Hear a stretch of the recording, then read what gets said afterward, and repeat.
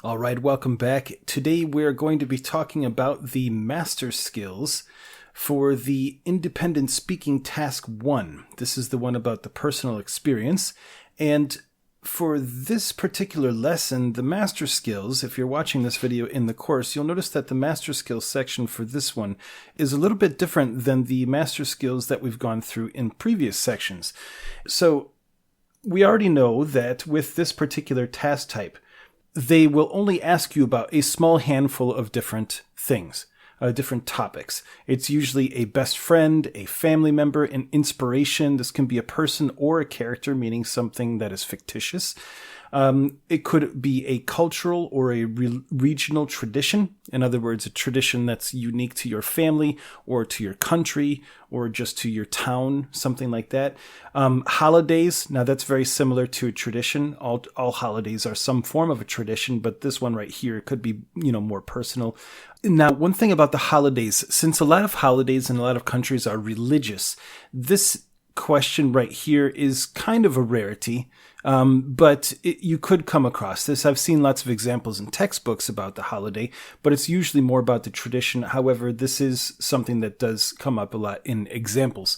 And then the other thing about favorites, it's usually having something to do with a favorite pastime or a favorite person or a favorite family member or a favorite tradition. So this favorites topic actually covers all of the other topics.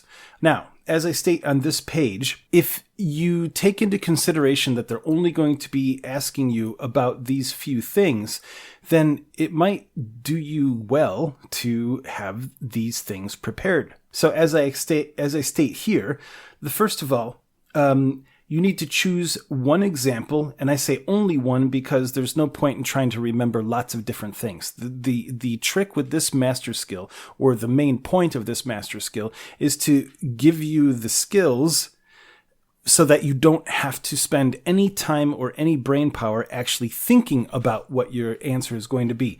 So you choose only one example for each of the categories, and these are the categories I'm talking about, and then be ready to talk about that thing if they ask you that question.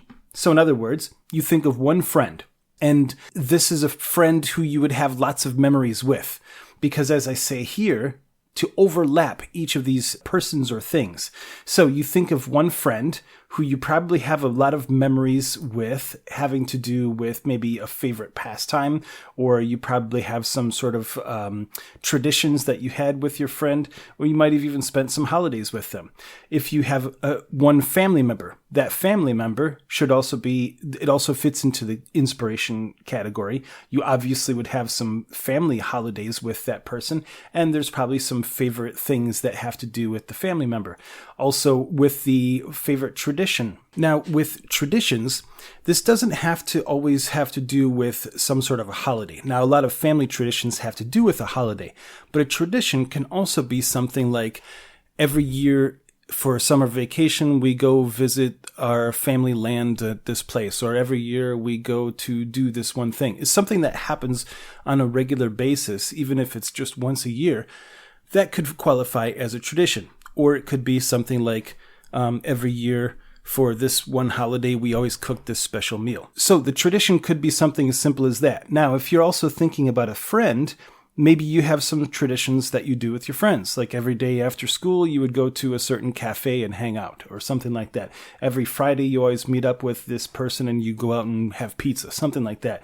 That also qualifies as a tradition. So you'll see that a lot of these topics here overlap. If it's about a best friend, you probably have lots of different memories that fit into the different categories. If it's a family member, same thing.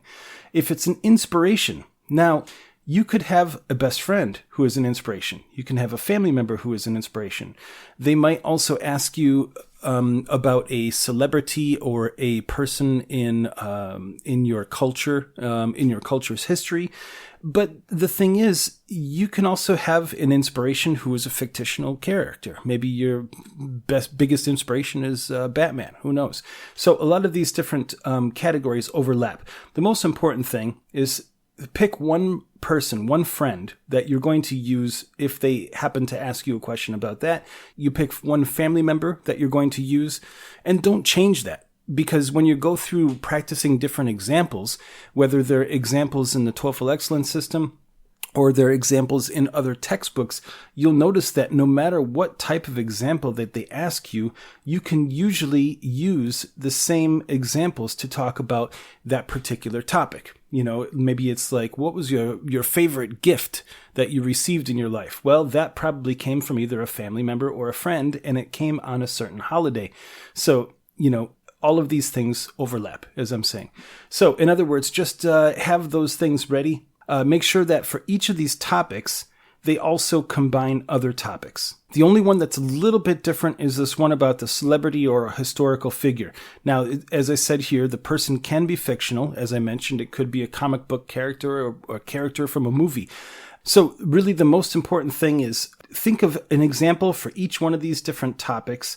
And then when you come up with these examples that you have, make sure that as many other topics also fit into that one, that you have lots of different memories that you can choose from about that. But when it comes to like a holiday, just pick one. A holiday doesn't have to be something like Christmas or Easter or New Year's or whatever religious holidays there are in other cultures and other traditions. It can also be like a family holiday. So that's basically it. Just think about the different example that you're going to use. And then whenever you're practicing different examples having to do with this question type, use the same example that you have chosen here. So that way it becomes so automatic that no matter what they would ask you in the exam, you already have all the details in your head already so that you don't have to spend any time actually thinking about the answer to your task or the response to your task. And that's it.